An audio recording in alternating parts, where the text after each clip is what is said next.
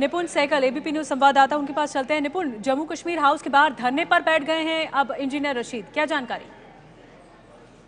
बिल्कुल धरने पर बैठ गए हैं। वो अभी से लगभग 15 मिनट पहले यहाँ पर निकले थे। धरने पे वो बैठे हुए हैं, इसका विजुअल दिखाना चाहूंगा। 15 मिनट पहले लगभग वो यहाँ से निकले थे और इनका कहना था कि प्रधानमंत्री के आवास तक, यहाँ से, जो कि यहाँ से काफी दूरी पर है नहीं, वहां तक पैदल जाएंगे और मैं अपना चेहरा दिखाना चाहता हूँ प्रधानमंत्री को। लेकिन जैसा कि स्वाभाविक था, ना तो कोई अपॉइंटमेंट थी, ना इस तरह का कोई कार्यक्रम था। ऐसे में इनको पुलिस ने यहाँ पर रोका है और पुलिस के रोकने के बाद ये जम्मू कश्मीर हाउस के बाहर ही धरने पर बैठ गए हैं, सड़क के किनारे बैठ गए हैं और इनका कहना है कि वो प्रधानमंत्री से मिलना चाहते हैं, दिखाना चाहते हैं। ये कालिख जो है ये हिंदुस्तान के चेहरे पर पुती है, इस तरह की बातें ये कर रहे हैं। और अब जो है धीरे धीरे यहाँ पर सुरक्षा बढ़ती जा रही है। एक बैरिकेड लगाकर मीडिया को निकाल दिया गया है उस दायरे से बाहर जहाँ पर इंजीनियर रशीद बैठे हुए हैं। लेकिन वो बैठे हुए हैं और साथ में वो तमाम लोग बैठे हुए हैं जो उनके साथ थे उस वक्त, जिस वक्त ये स्याही फेंकने की घटना हुई और उन लोगों पर भी स्याही के छींटे पड़े। तो इन लोगों ने कालिख भी नहीं हटाई है अभी तक अपने चेहरे से और इनका कहना है कि वो यही चेहरा प्रधानमंत्री को दिखाना चाहते हैं। जी, तो निपुण जैसा कि बता रहे हैं, तस्वीरों में भी हम देख रहे हैं इंजीनियर रशीद को धरने पर बैठ गए हैं अपने समर्थकों के साथ और उनकी मांग है कि वो दरअसल पैदल जाना चाहते थे 7 RCR प्रधानमंत्री आवास तक और दिखाना चाहते थे प्रधानमंत्री को चेहरा कि किस तरह उनके चेहरे पर कालिख पोती गई है।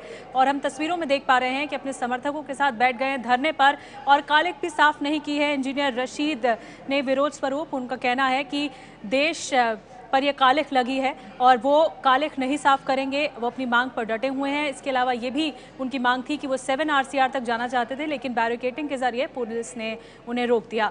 तस्वीरें बता रही हैं, एक बार फिर से कालिख कांड हुआ है। वो दिल्ली में कालिख कांड हुआ है, इससे पहले मुंबई में कालिख कांड हुआ था। एबीपी न्यूज ने बातचीत की इंजीनियर रशीद से, सुनते हैं क्या कह रहे हैं।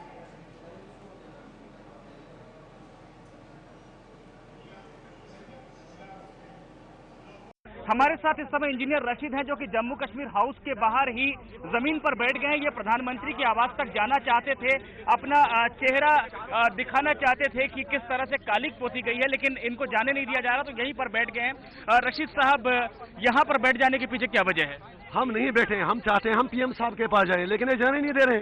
वो मेरे भी पीएम है ना। हम पीएम साहब को ये कहना चाहते थे कि मेरे चेहरे में आप हिंदुस्तान का चेहरा देख लो कैसा लग रहा है। बस कौन लोग थे जिन्होंने आप पे ये हमला किया? वो वही लोग हैं जिन्होंने दादरी में इखलाक को मारा, जिन्होंने उधमपुर में जाहिद को मारा, जिन्होंने कुलकर्णी पर स्याही फेंकी, जिन्होंने आज क्रिकेट बोर्ड में तबाही मचा दी, वही लोग जो हिंदुस्तान को हिंदू राष्ट्र बनाना चाहते हैं।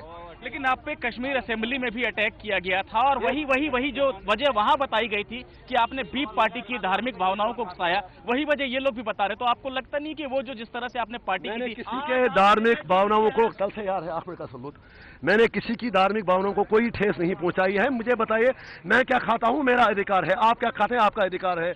आप क्या खाना पसंद करते हैं, आप क्या सोना, कहां सोना पसंद करते हैं, it is your fundamental right, it has nothing to do with these things. So इनको बहाना चाहिए। मुझे बताइए, अगर मैंने बी पार्टी थी, मुझे क्या, उस जाहिद का क्या कसूर था जिसको उधमपुर में उन्होंने मार दिया?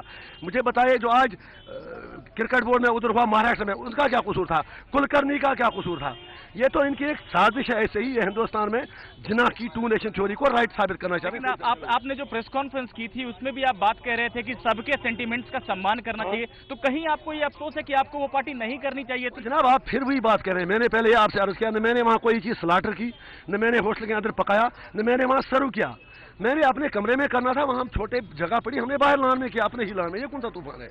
ये मेरी प्राइवेसी का ताल्लुक है मेरी। और सुप्रीम कोर्ट ने भी रूलिंग दी थी कि 2 महीने के लिए कोई बैन नहीं है और सुप्रीम कोर्ट वैसे भी धार्मिक मामला में हस्तक्षेप नहीं कर सकती है। तो आपको अब जाने नहीं दिया जा रहा है, आप क्या करेंगे?